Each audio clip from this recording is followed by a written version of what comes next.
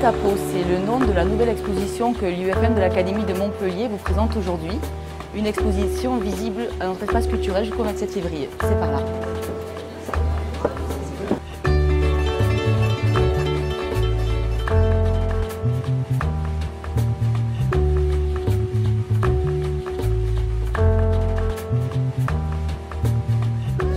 Alors le titre de l'exposition « J'aurai ta peau » est un titre un peu particulier, il fait agressif, et il y a une double lecture bien entendu, c'est relié à la traite des fourrures. Quand j'ai fait mes recherches dans les archives de la compagnie, je ne savais pas d'où venait l'initiateur. Et l'initiateur, il s'appelle Pierre-Esprit Radisson. Et il a réalisé que dans le nord du Québec, on pouvait s'enrichir avec la peau de castor parce qu'il y avait une demande de cette peau-là pour faire des feutres en Europe. Un des bateaux est revenu à cause de la tempête, mais le premier a continué, est allé dans une baie qui s'appelle la baie d'Hudson, et il est revenu avec une quantité de fourrure incroyable. Et c'est comme ça qu'est née la première compagnie avec actionnaire au monde, qui est la compagnie de la baie d'Hudson. La peinture d'André Michel montre, vous l'avez peut-être remarqué aussi en l'entendant, une très grande sensibilité, un sens des couleurs qui est plus qu'intéressant. Et puis c'est un homme engagé, mais un homme aussi qui agit. Vous savez également que dans les programmes actuels, on cherche non seulement à développer les enseignements artistiques en tant que tels, mais à développer aussi l'histoire des arts. Et l'histoire des arts, c'est également placer des œuvres dans un contexte donné. Alors dans l'exposition, les objets qui sont présentés ici sont en liaison directe avec les objets que les personnages utilisent. Les fourrures, c'est exactement celles qui sont dans les vitrines, les récipients en écorce de bouleau, le couteau-croche qui sert à faire le canot, c'est exactement le même, celui qui m'a servi de modèle et qu'un de mes amis amérindiens a porté.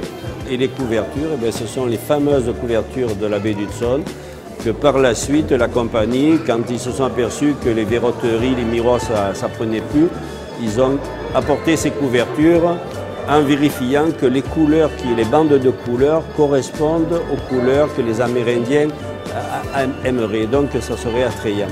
Et ces couvertures-là, c'est contesté par la compagnie, mais il semblerait que c'est dans ces couvertures-là qu'on aurait mis des maladies contagieuses, et c'est ce qui aurait amené la disparition de millions et de millions d'Indiens à travers le Canada et aux États-Unis.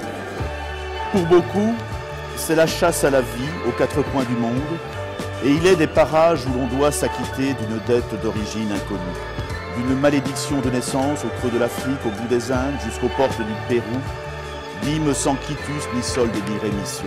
Pour beaucoup, c'est la chasse à la vie aux quatre coins du monde, et il est des parages où l'on doit s'acquitter d'une dette d'origine inconnue. Aucune des lois votées en majesté n'a jamais répondu à ça. Il n'y a plus qu'à s'arracher des mégapoles, à risquer sa dernière peau et à changer d'exil. Voilà, ces textes m'est venu à l'esprit, je venais de le lire, quand j'ai vu les tableaux d'André Michel. Et je le remercie aussi pour m'avoir donné cette espèce de choc entre du texte, de l'image, sur cette humanité repoussée aux frontières de notre existence et de notre vision. Il nous l'a rendu visible et je l'en remercie tout particulièrement.